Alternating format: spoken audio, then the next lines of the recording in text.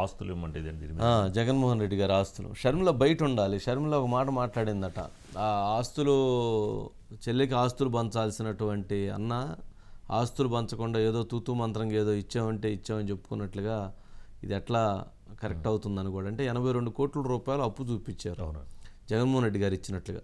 అయితే ఇప్పుడు అందుతున్నటువంటి సమాచారం ప్రకారంగా ముఖ్యమంత్రి గారి అఫిడవిట్లో అప్పు షర్మిలాకి ఇచ్చినట్లుగా లేదట.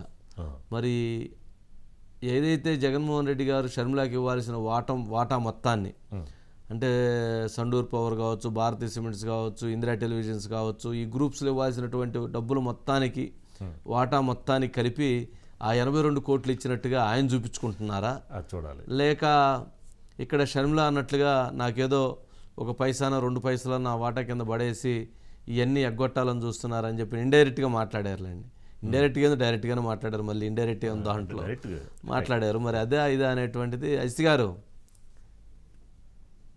వస్తున్నారు. మొత్తానికి డబ్బుల పంచాయతీ అనేది అర్థమైపోతుంది.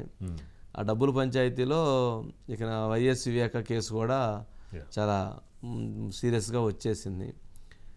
అంటే మనకి కొంతమంది అంటే ఇప్పుడు ఈవిడ అఫిడవిట్లో చూపెట్టారండి. ఇప్పుడు జగన్ అఫిడవిట్లో చూపెట్టకపోతే అది ఏమన్నా అంటే ఆయన ఎట్లా చూపించుండొచ్చు అంటే తను ఇవ్వాల్సిన పేమెంట్ కింద ఇచ్చుండొచ్చు అని చూపించవచ్చు.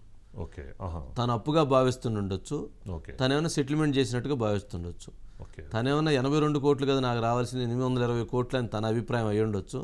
820 కోట్లు ఇవ్వాల్సింది 82 కోట్లు ఇచ్చేసి సెటిల్ చేసుకున్నారని చెప్పని ఆమె భావిస్తుండొచ్చు. సరే, అందుకని నేనేమన్నా 82 కోట్లే మీకు ఇవ్వాల్సింది కాబట్టి 82 కోట్లు ఇచ్చాం కాబట్టి సరిపోతుందని చెప్పని భావిస్తూ ఉండొచ్చు.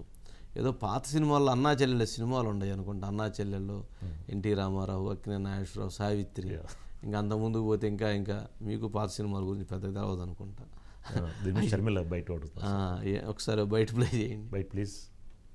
సమాజంలో నిజానికి ఏ చెల్లెలికైనా తన ఆస్తిలో తన వాటా ఏ అన్నైనా తనకు ఇచ్చేయాలి. ఎందుకంటే అది ఆ ఆడబిడ్డ హక్కు. ఇయ్యాల్సిన బాధ్యత అన్నకుంటుంది. మేనమామగా కూడా అది ఒక బాధ్యత. ఎందుకంటే తల్లి తర్వాత తల్లి స్థానంలో నిలబడేవాడు మేనమామ కాబట్టి ఇది సహజంగా అందరూ పాటించే నియమం. అయితే కొంతమంది చెల్లెలికి ఇవ్వాల్సిన ఆస్తి వాటాను ఏదో తమ వాటాగా భావించి తామేదో చెల్లెలకి గిఫ్ట్గా ఇస్తున్నాము అనంత బిల్డప్ ఇచ్చేవాళ్ళు కూడా ఈరోజు సమాజంలో లేకపోలేదు.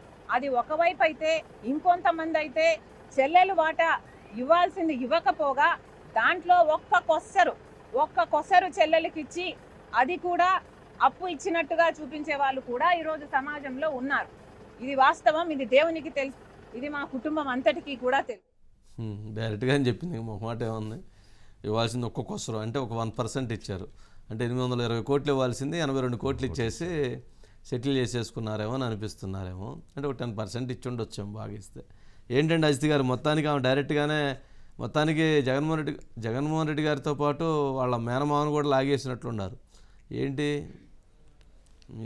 వంశీ గారు, అంటే ఇక్కడ ఇంకొక విచిత్రం కూడా ఉంది. ఈరోజు వైఎస్ జగన్మోహన్ రెడ్డి గారి తరఫున ఆయన అంటే భాస్కర్ రెడ్డి గారి సోదరుడు వైఎస్ మనోహర్ రెడ్డి గారు నామినేషన్ దాఖలు చేస్తున్నట్టున్నారు. అయితే అఫిడవిట్లో మాత్రం మొన్న షర్మిల అఫిడవిట్లో 82 కోట్ల రూపాయలు తన అన్నకి బాకీ రుణపడి ఉన్నట్లుగా షర్మిల అఫిడవిట్లో పేర్కొన్నారు వంశీ గారు. కానీ ఈరోజు జగన్ అఫిడవిట్లో మాత్రం అలా ఏమీ లేదు. అంటే షర్మిల తనకి ఇవ్వాల్సిన 82 కోట్లు అనేది జగన్ అఫిడవిట్లో లేదు.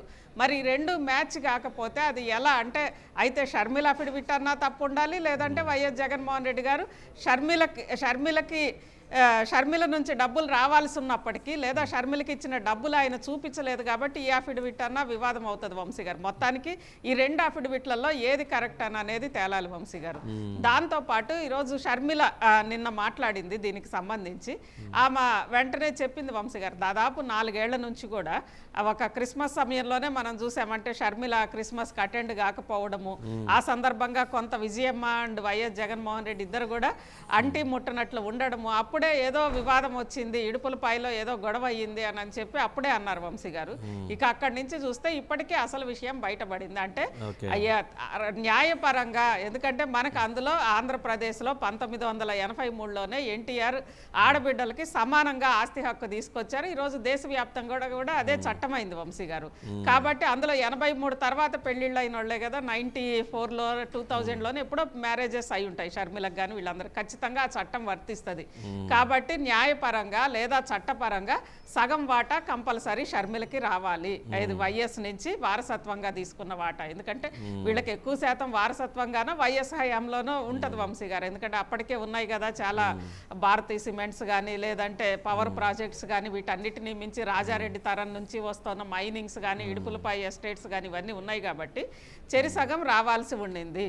అందుకే చాలా షర్మిల గారు కొంతమంది ఉంటారు సోదరులు తమ చెల్లెళ్ళకి రావాల్సిన న్యాయపరమైన వాటాని కూడా, ఆస్తిలో రావాల్సిన వాటాని కూడా ఏదో కొసరిచ్చినట్లుగా ఇచ్చి దాన్ని కూడా అప్పుగా చూపించే వాళ్ళు ఉంటారు అని చెప్పి నిన్ననే చెప్పింది. అదేవిధంగా మేనమామ అంటే తల్లి తర్వాత తల్లి, అంటే తన కొడుక్కి కూడా ఏమి ఇవ్వలేదని, అంటే తన బిడ్డలకి కూడా ఏమి ఇవ్వలేదని అనేది ఒక మేనమామగా చెప్పుంటారు వంశీ గారు. అంటే మొత్తం మీద వైఎస్ జగన్మోహన్ రెడ్డి గారు ఆస్తిలో షర్మిలకి వాటా ఇవ్వలేదు అని అనేది ఇక్కడ సుస్పష్టం. అక్కడి నుంచే వాళ్ళ మధ్య విభేదాలు వచ్చినాయి అనేది ఇక్కడ కనిపిస్తోంది. ఆ అన్నా చెల్లెళ్ళ మధ్య వచ్చిన ఆస్తి వివాదము, అదే విధంగా ఆస్తి వివాదమే రాజకీయ పోరాటంగా టర్న్ అయిందా అనేది ఇక్కడ కనిపిస్తోంది వంశీ గారు. ఓకే అండి సురేష్ గారు. రైట్, సురేష్ గారు